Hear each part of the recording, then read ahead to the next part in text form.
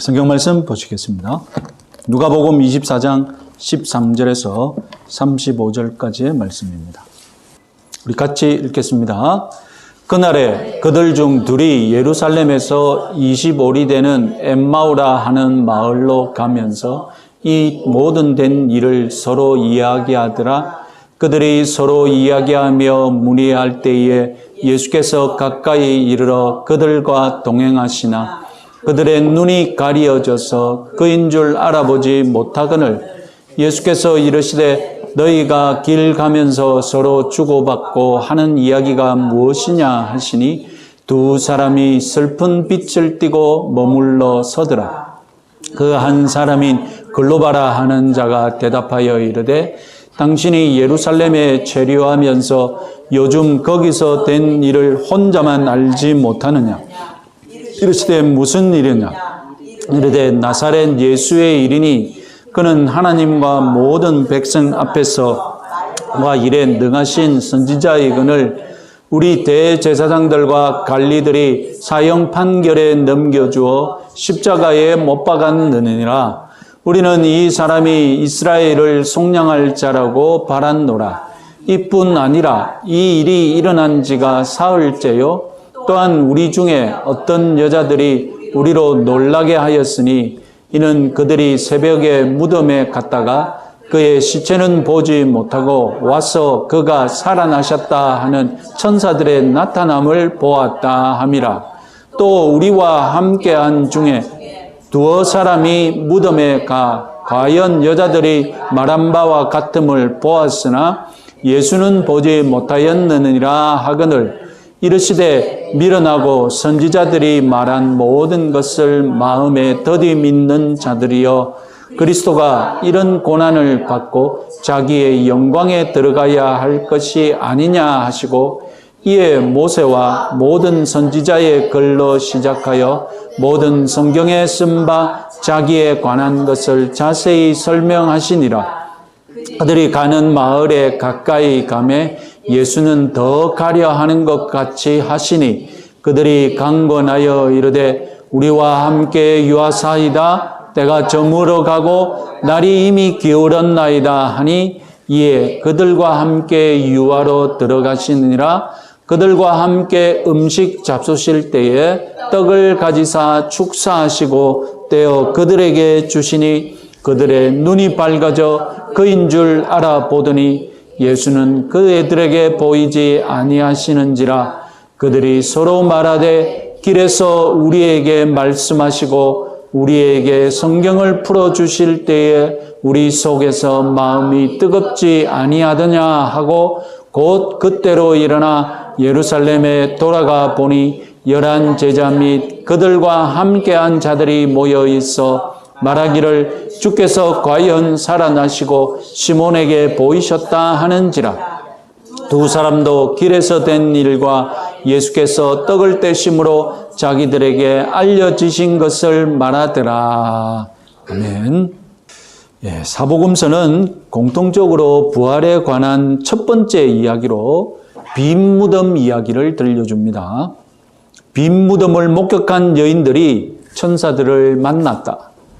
천사들을 통해 예수님의 부활하심을 듣고 이 여인들이 제자들을 찾아가 부활의 메시지를 전해주었다. 이것이 공통된 내용이죠. 천사가 등장했지만 정작 주인공이신 부활하신 예수님은 등장하지 않는 이야기였습니다. 자, 마태, 마가, 요한은 부활의 두 번째 이야기로 등장하지 않았던 그 부활하신 예수님이 막달라 마리아에게 나타났다라는 것을 보여줍니다. 누가복음도 부활하신 예수님이 나타나신 이야기를 들려주는데 유일하게 다른 이야기를 들려줍니다. 그 이야기가 바로 엠마오로 가는 길의 제자들 이야기입니다. 여인들을 통해 부활의 메시지를 들은 제자들의 반응, 누가복음 24장 11절을 같이 한번 읽어보겠습니다. 사도들은 그들의 말이 허탄한 듯이 들려 믿지 아니하나. 허탄한 듯이 들렸다. 무엇으로 여겼다는 말입니까? 쉽게 말하자면 헛소리로 여겼다라는 것입니다. 이렇게 부활을 믿지 않는 상태에서 이 제자들은 어떻게 부활을 믿게 되었을까요? 자, 13절은 먼저 때와 장소, 주인공을 소개합니다. 때는 예수님이 부활하신 날입니다. 주인공은 12제자가 아니면서도 예수님을 따르고 있던 제자들입니다. 예수님의 가르침에 감동받아서 예수를 따르고 있던 이들은 확장된 제자라고 부를 수 있겠습니다. 12제자 외에도 이 확장된 제자들 중에 2명이 바로 엠마오의 제자들이었습니다. 2명 중에 1명의 이름은 18절에서 밝혀집니다. 글로바입니다. 복음서 안에서 글로바라는 이름을 또 발견할 수 있는데 요한복음 19장 25절 같이 한번 읽어보겠습니다. 예수의 십자가 곁에는 그 어머니와 이모와 글로바의 아내 마리아와 막달라 마리아가 섰는지라. 한 사람이 글로바라고 밝혔으니 그 옆에 있는 사람은 가장 유력하게 여기에 등장하는 글로바의 아내 마리아가 마땅하겠죠. 그래서 우리도 이 엠마오로 가는 제자가 글로바 부부다 이렇게 확정하고 강의하도록 하겠습니다. 글로바와 그 아내는 유월절을 예루살렘에서 보내고 집이 있는 엠마오로 돌아가는 길이었습니다. 엠마오, 유명한 지명이지만 유력한 후보지가 3군데나 있습니다. 자, 보시면 예루살렘에서 제일 멀리 있는 엠마오 30km 정도 떨어져 있는데 여기에는 지명의 엠마오라는 이름의 흔적이 있고요. 다음에 중간에 있는 11km 떨어진 엠마오 교회가 있습니다. 정식 명칭은 성글레오파 교회라고 부르는 교회가 있습니다. 우리 성경은 글로바라고 번역했지만 가톨릭에서는 글레오파라고 부릅니다. 헬라어로는 클레오파트로스의 축소형으로 클레오파스입니다. 파스입니다. 하여튼 이런 파스가 있다. 클레오파스라고 생각하시면 됩니다. 자, 이 단어를 여성형으로 만들면 아주 유명한 이름이 됩니다. 예, 클레오파트라라는 이름이 됩니다. 나중에 설교 끝나고 오늘 본문에 클레오파트라 나왔다고 말하면 착각하시면 안 됩니다. 클레오파스, 파스가 나왔습니다. 자, 사진을 보시면 성 글레오파 교회, 엠마오 교회라고 알려진 교회입니다.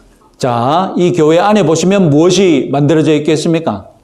예수님께서 이 글레오파 부부에게 말씀하시는 장면을 성상으로 이렇게 만들어 놓았습니다. 자, 이 교회의 약점은 초대교회부터 전통이 없다가 갑자기 1000년 전에 지금으로부터 1100년경 1300년경 사이에 갑자기 만들어졌던 것이 흠이죠. 십자군들이 이곳에 오면서 여기가 엠마오인갑다 하고 자기들 마음대로 교회를 지어버린다는 그런 단점이 있습니다. 자, 그리고 마지막으로 예루살렘에서 가장 가까운 엠마오가 있는데요. 한 5km 정도 떨어져 있는 교회인데요. 학자들은 여기가 가장 유력한 엠마오라고 보고 있습니다. 중요한 사실은 글로바 부부가 십자가를 목격한 후에 어떤 마음을 가졌을까? 그들의 심정은 어땠을까? 이 부부는 생애 중에서 가장 충격적인 유월절을 보냈습니다.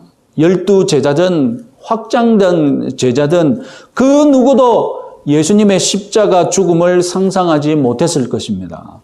유대 민중들이 정치 군사적인 메시아를 믿었듯이 이들도 예수님이 예루살렘에서 혁명을 성공시킬 것으로 예상했겠죠. 그런데 그렇게 열렬하게 따르던 스승이 유대 법정에서는 신성모독죄로 정죄받았고 로마 법정에서는 유대인의 왕을 사칭한 정치범으로 사형에 처해지더니 가장 비천하고 가장 잔인한 십자가 죽음을 당하고 말았습니다. 이 일이 순식간에 일주일 안에 벌어진 일입니다. 서서히 벌어진 일이라면 몇 달에 걸쳐서 벌어진 일이라면 마음의 준비라도 했겠지. 일주일 안에 순식간에 벌어진 일이었습니다. 글로바의 아내는 눈으로 목격까지 했습니다. 마음이 어땠을까요? 저는 영혼이 빠져나가는 그런 상실감에 사로잡혔다고 생각합니다. 그런데 안식 후 첫날에 십자가 밑에 함께 있던 여인들로부터 빈 무덤 그리고 천사들과의 만남 예수님 부활 이런 소식이 들려왔습니다. 조금 전에 제자들의 반응을 확인했었죠. 헛소리로 여겼죠. 글로바 부부는 어떻게 반응을 했을까요? 알려져 있지는 않았지만 오늘 본문에 의하면 그 자리에 소식을 듣고 나와서 예루살렘을 떠나버렸습니다. 엠마오로 돌아가 버립니다. 이 반응이 좀 독특하죠. 6월절이 끝나면 명절이 끝나는 것이 아니라 6월절은 하루짜리 명절이고 6월절이 끝나자마자 일주일짜리 명절이 이어집니다. 그것이 뭐냐면 무교절입니다. 그래서 6월절과 다 합쳐서 무교절이라고도 부릅니다. 그러니까 예루살렘에 온 유대인들은 6월절 하루만 지내는 것이 아니고 힘들여서 예루살렘 순례 왔지 않습니까? 멀리 있는 사람은 한번 예루살렘에 오기가 그리 쉬운 것이 아니거든요.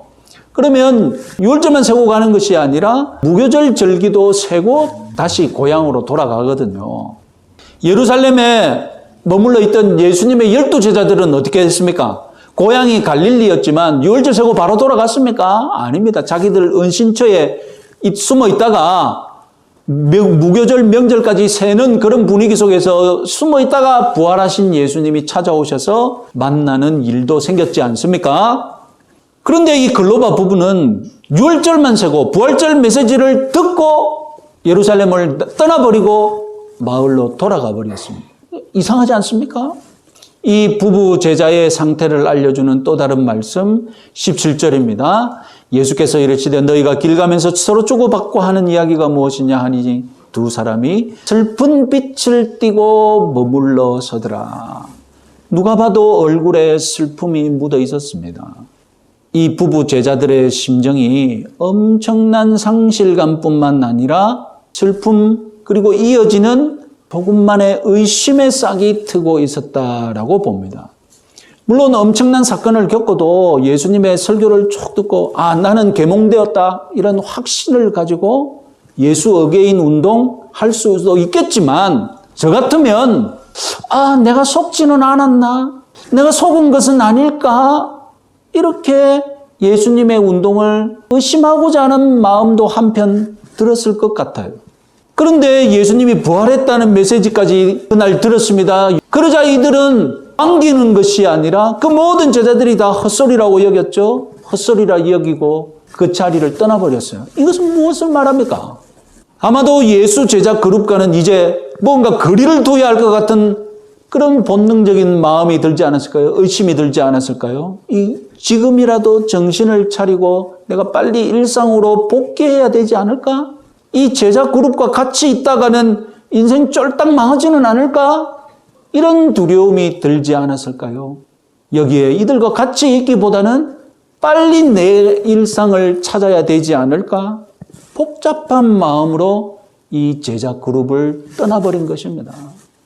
이런 복잡한 마음에 사로잡힌 채 엠마오로 가고 있는 제자 부부, 우리말 성경은 서로 문의했다라고 점잖게 번역했는데요.